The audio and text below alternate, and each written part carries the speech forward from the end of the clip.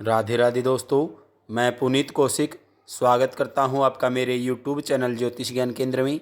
दोस्तों, आज हम लेकर आए हैं आपके लिए निर्जला एकादशी व्रत की विधि एवं शुभ मुहूर्त तथा धार्मिक महत्व और कथा। निर्जला एकादशी का व्रत रखने से सभी कष्टों से मुक्ति मिलती है। आइए जानते हैं, शास्त्रों में एकादशी तिथि का विशेष महत्व बताया गया है। आपको बता दें कि पूरी साल में लगभग 24 एकादशी आती है, एक शुक्ल पक्ष में और एक कृष्ण पक्ष में। एकादशी व्रत भगवान विष्णु और माँ लक्ष्मी को समर्पित होता है। मान्यता है, जो भी व्यक्ति एकादशी व्रत रखकर भगवान विष्णु की पूजा अर्चना करता है, उसके सभी मनोरथ पूर्ण होते हैं।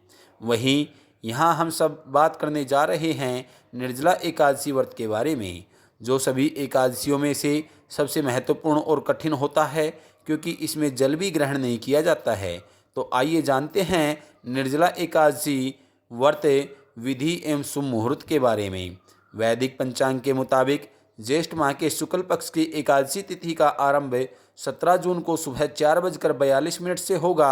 वहीं इस तिथि का अंत 18 जून को सुबह 6:23 पर होगा। वहीं उदया तिथि के आधार को मानते हुए निर्जला एकादशी तिथि का व्रत 18 जून 2024 मंगलवार के दिन रखा जाएगा। निर्जला एकादशी की पूजा विधि इस प्रकार करें। इस दिन सुबह जल्दी उठकर स्नान कर लें, साथ ही फिर साफ सुथरे वस्त्र धारण कर लें। इसके बाद गंगा जल लेकर व्रत का संकल्प लें। वहीं इसके बाद मंदिर की चौकी पर भगवान विष्णु और माँ लक्ष्मी जी की मूर्ति या तस्वीर स्थापित करें। साथ ही धूप दीपक जलाएं। वहीं भगवान विष्णु को पीले रंग का फूल, फल, हल्दी, अक्षत, चंदन, खीर आदि चीज़ों से अर्पित करें और माँ लक्ष्मी जी को श्रृंगार की चीज़ें चढ़ाएं। वहीं अंत में एकादशी की कथा पढ़ें। साथ ही विष्णु चालीसा का पाठ भी कर सकते हैं। अंत में प्रसाद को घर के सभी सदस्यों में बांट दें। निर्जला एकादशी व्रत कथा। भीमसेन ने व्यास जी से कहा, हे पितामह, भ्राता युधिष्ठिर, माता कुंती, द्रौपदी, अर्जुन, नकुल और सहदेव आदि सब एकादशी का व्रत करने को मुझसे कहते हैं, परंतु महाराज मैं उनसे कहता हूँ कि भाई, मैं भगवान की भक्ति पूजा आदि तो कर सकता हूँ, दान भी दे सकता हूँ, परंतु भोजन के बिना नहीं रह सकता। इस पर व्यास जी कहने लगे कि हे भीमसेन, यदि तुम नरक को बुरा और स्वर्ग को अच्छा समझते हो तो प्रतिमास की दोनों एकादशियों को अन्न मत खाया करो। भीम कहने लगे कि हे पितामह, मैं तो पहले ही कह चुका हूँ कि मैं भूख सहन नहीं कर सकता। यदि वर्ष भर में कोई एक व्रत हो तो वह मैं रख सकता हूँ, क्योंकि मेरे पेट में वक्र नाम वाली अग्नि है, सो मैं भोजन किए बिना नहीं रह सकता। भोजन करने से वह शांत रहती है, इसलिए पूरा उपवास तो क्या, एक समय भी बिना भोजन किए रहना कठिन है। अतः आप मुझे कोई ऐसा व्रत बताइए जो वर्ष में केवल एक बार ही करना पड़े और मुझे स्वर्ग की प्राप्ति हो जाए। व्यास जी कहने लगे कि हे पुत्र, बड़े बड़े ऋषियों ने बहुत शास्त्र आदि बनाए हैं, जिसने बिना धन के थोड़े परिश्रम से ही स्वर्ग की प्राप्ति हो सकती है। इस प्रकार शास्त्रों में दोनों पक्षों की एकादशी का व्रत मुक्ति के लिए रखा जाता है। व्यास जी के वचन सुनकर भीमसेन नरक में जाने के नाम से भयभीत हो गए और कांपकर कहने लगे कि अब क्या करूं, मास में 2 व्रत तो मैं कर नहीं सकता। हाँ, वर्ष में एक व्रत करने का प्रयत्न अवश्य कर सकता हूँ। अतः वर्ष में एक दिन व्रत करने से यदि मेरी मुक्ति हो जाए तो कोई ऐसा व्रत बताइए। यह सुनकर व्यास जी कहने लगे कि वृष और मिथुन की संक्रांति के बीच ज्येष्ठ मास के शुक्ल पक्ष की जो एकादशी आती है, उसका नाम निर्जला है। तुम उस एकादशी का व्रत करो।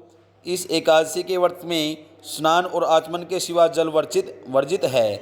आचमन में 6 माह से अधिक जल नहीं होना चाहिए, अन्यथा वह मद्यपान के समान हो जाता है। इस दिन भोजन नहीं करना चाहिए, क्योंकि भोजन करने से व्रत नष्ट हो जाता है।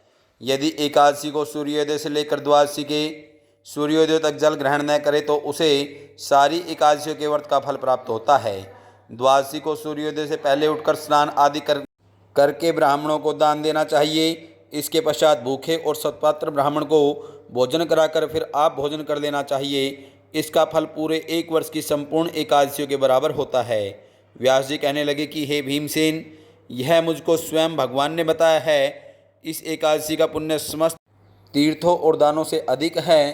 केवल एक दिन मनुष्य निर्जल रहने से पापों से मुक्त हो जाता है। जो मनुष्य निर्जला एकादशी का व्रत करते हैं उनकी मृत्यु के समय यमदूत आकर उन्हें नहीं घेरते, वरन भगवान के पार्षद उनके लिए पुष्पक विमान में उनको बैठाकर स्वर्ग को ले जाते हैं।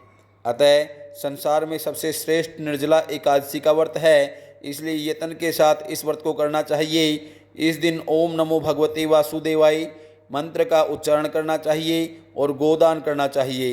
इस प्रकार व्यास जी की आज्ञा अनुसार भीमसेन ने इस व्रत को किया, इसलिए इस एकादशी को भीमसेन या पांडव एकादशी भी कहते हैं।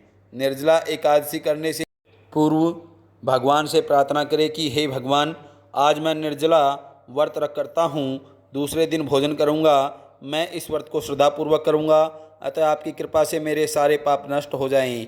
इस दिन जल से भरा हुआ एक घड़ा वस्त्र से ढककर श्रवण सहित दान करना चाहिए। जो मनुष्य इस व्रत को करते हैं उसको करोड़ों फल के सोने के दान का फल मिलता है, और जो इस दिन यज्ञ आदि करते हैं उसका फल तो वर्णन ही नहीं किया जा सकता।